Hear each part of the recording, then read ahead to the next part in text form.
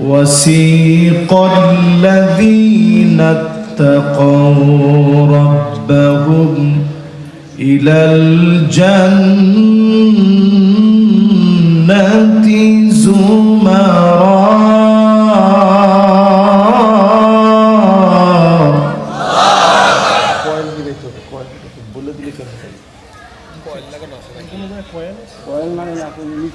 বাজার কয়েলটা নিবাই দিতে হবে। কয়েল থাকলে আমার গলা একটু বড় করে বন্ধ হয়ে যায়। কয়েল নাই তো এদিকে, আজকে থেকে ধোয়া টোয়া খাওয়া বাদ দিয়ে দিয়ে সামান্য কয়েলের ধোঁয়া আসলে আমার কণ্ঠ বন্ধ হয়ে আসে।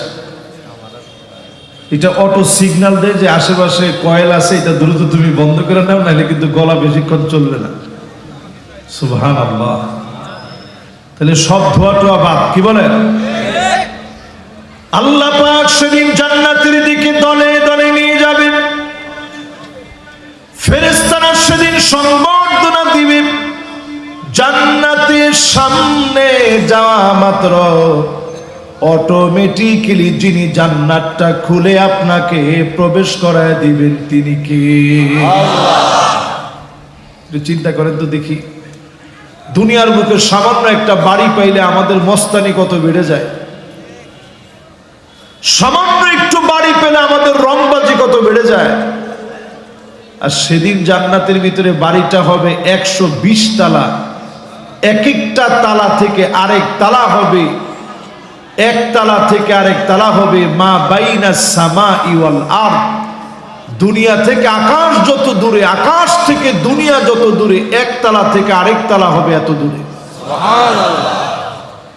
100 তালা বাড়ি হবে জান্নাতের ভিতরে, 120টা কাতার হবে। প্রথম কাতারে মালিক সেদিন দাঁড় করায় দিবেন ফিসসাররাই ওয়াদ-দাররা, সুখে দুঃখে, কষ্টে আনন্দে, জীবনের বাঁকে বাঁকে যারা প্রশংসা করেছে, ডেকে ডেকে জান্নাতের প্রথম কাতারে যিনি দাঁড় করায় দিবেন তিনি কি? জান্নাতের ভিতরে কাতার হবে 120টা, তালা হবে 100 তালা। জোরে করে আল্লাহু আকবার। আপনারা কি যেতে চান? 8টি বিষয় আজকে আমরা মাথায় নিব। 1 নম্বরে আল ঈমানুস সাদিক, নির্ভেজাল ঈমান তৈরি করেন। মান ক্বালা লা ইলাহা ইল্লাল্লাহ খালিসান মিন কলবিহি আও নাফসিহি, মন থেকে যারা কালেমা পড়বেন, কালেমার জন্য পরীক্ষা আসবে, জাল জুলুম নির্যাতন নিপীড়ন সব আসবে, কালেমার পথ ছেড়ে যাওয়া যাবে না।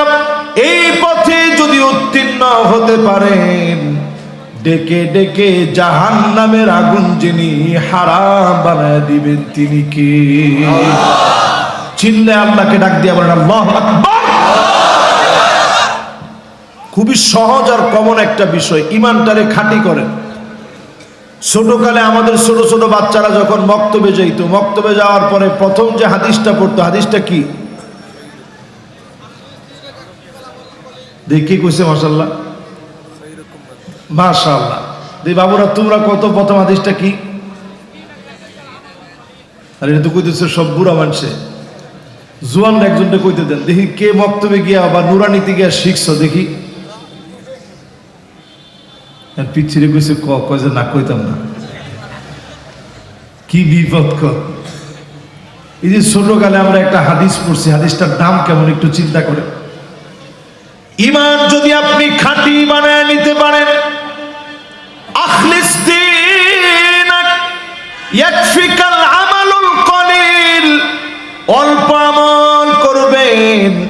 ঈমান যদি খাঁটি বানায় নিতে পারেন, অল্প আমলে যিনি নাজাত দিয়ে দিবেন তিনি কি? এবার আমার দিকে তাকায় সবাই বলেন, জান্নাতে যেতে হলে, জাহান্নামের আগুন হারাম করতে হলে প্রথম কি লাগবে? সবাই বলেন শুধু ঈমান না, খাঁটি ঈমান। জোরে কোন, কেমন ঈমান? খাঁটি ঈমানের উদাহরণ নেন সাদ বিন মুআজ। কালেমা পড়েছে 30 বছর বয়সে, ইন্তেকাল করেছেন 36 বছর বয়সে। কালেমা পড়ার পরে মাত্র 6টা বছর জীবিত ছিলেন। সাদ বিন মুআজ যেদিন ইন্তেকাল করলেন, নবীজি নজর করে দেখেন ইহতাজ্জাতিল আরশ, আরশে আজিম কেঁপে উঠেছে। আল্লাহর হাবিব তাকায় দেখেন আল্লাহ পাক আকাশের দুয়ারগুলা খুলে দিয়ে সাদ বিন মুআজের জন্য অজর ধারায় রহমত নাজিল করে দিয়েছে। শুধু তাই না, সাদ বিন মুআজের ইন্তেকালের পরে নবীজি এত দ্রুত হাঁটতেছে, সাহাবায়ে কেরাম পিছনে পিছনে হাঁটতেছেন, জুতার ফিতা ছিঁড়ে যাচ্ছে, এত দ্রুত নবীজি যাচ্ছেন। সাহাবায়ে কেরাম ডাক দিয়ে বলে, ওগো নবীজি, এত দ্রুত কেন আপনি যাচ্ছেন?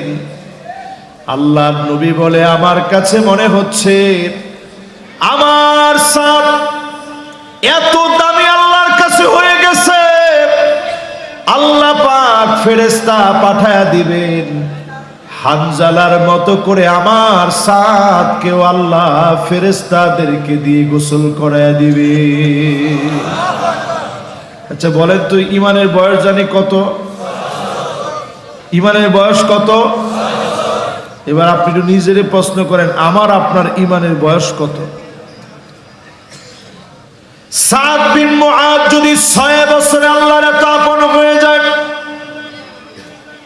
6 বছরে যদি আল্লাহর এত প্রিয় হতে পারে, নবীজি নিজ হাতে গিয়ে গোসল করায় দিলেন। নবীজি এবার খুব আস্তে আস্তে সঙ্গোপনে হাঁটে। সাহাবীরা বলেন, ওগো নবীজি, এত সঙ্গোপনে কেন আপনি হাঁটেন? এত সঙ্গোপনে আস্তে আস্তে কেন আপনি পা ফেলতেছেন? আল্লাহর নবী বলেন, 70,000 ফেরেশতা সাদের জানাজার নামাজে হাজির হওয়ার জন্য আল্লাহ পাঠিয়ে দিয়েছে। দাম কম না বেশি? এত দাম যে সাহাবী ঈমান আনার পরে কয় বছর পাইছে? এবার আপনি নিজেরই প্রশ্ন করেন, আমাদের ঈমানের বয়সটা কত হইছে? সাদ বিন মুআজ রাদিয়াল্লাহু তাআলা আনহু এবার বিশ্ব নবী নিজে জানাজার নামাজ পড়া দিলেন। কবরের ভিতরে নবীজি শোয়া দিলেন।